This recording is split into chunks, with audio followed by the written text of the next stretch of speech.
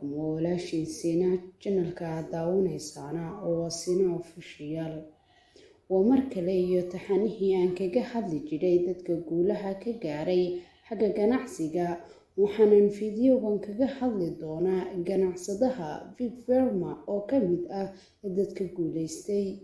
Waa arrin ay adag tahay maanta in Mareykanka lagu arko qof sida Fig oo kale oo guul ka gaaray gaar ahaan xilli shuruudaha muhaajiriintu ay sii adkaanayaan. Sanadkii 1984 oo uu Fig 18 sano jir ahaa ayuu damcay in uu jaamacad u aado dalka Mareykanka isaga oo xilligaas ku sugnaa dalkiisa Hindiya. Wuxuu fiise ka doontay qunsuliyadda Mareykanka ee magaalada Kolkata balse nasiib darro waa loo soo diiday. Hase yeeshee Fig waxa uu sheegay in uusan ku qancin go'aanka. Saacado kadib uu dib ugu laabtay isla qunsuliyaddii wuxuuna sarkaalkii u sheegay in uu gaaray go'aan qaldan isla markaasna aanay ahayn mid cadaalad ah.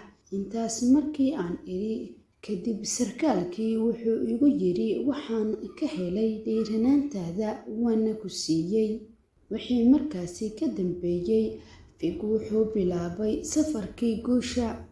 Markii uu Fig ka qalin jebiyay jaamacadda sanadkii 1987 isaga oo qaatay shahaadada xagga korontada ah wuxuu u sii gudbay jaamacadda Michigan kadibna wuxuu u sii bedeshay jaamacadda Stanford ee California.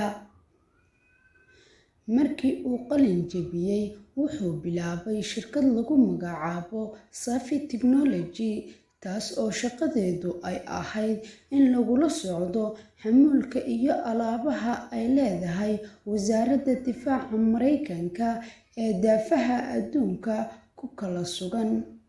Waxaana adeegan markii dambe isticmaalay dalka UK iyo dalalka xubnaha ka ah NATO. Muddo 10 sano ah ayuu milkiile ka ahaa shirkaddaas ilaa ugu dambeyntii ay ka iibsatay wasaaradda sanadkii 2006. Waxaa laga siiyay lacag u dhow $500,000. Inkastoo uu awooday in uu howlgab iska noqdo haddana Fig wuxuu doortay in uu ka sii shaqeeyo shirkadda Lockheed oo ay wasaaradda gaashaandhigga leedahay muddo 7 sano ah ka hor intii uusan ka tegin sanadkii 2013 xilligaas oo uu aasaasay shirkaddiisa IDX8. Hadda wuxuu madax ka yahay shirkadda xagga tiknoolajiyadda ah ee lagu magacaabo IDX8 oo sanad kasta samaysa malaayiin dollar. Shirkadda fadhigeedu waa dooxada Silicon Valley ee inta badan shirkadaha tiknoolajiyadda fariisinka u ah. Waxay shirkaddaasi bixisaa adeegga ah qalabka la isku arko ee lagu galo shirarka iyo weliba adeegyada kale oo ah xagga codadka. Shirkadda IDX8 waxaa lacagaha ay sanadkii kala rogto lagu qiyaasaa $297 milyan. Waxa ayna ka mid tahay kuwa ku diiwaan gashan suuqyada saamiyada New York. Dhammaan shaqaalaha IDX8 ayay tahay in ay hadal ka soo horjeediyaan guddiga maamulka shirkadda. Shirkaddan waxa ay la wareegtay shirkado yaryar oo ay ganacsiga ku wada jireen waxaana hadda ka shaqeeya ilaa 400 oo qof.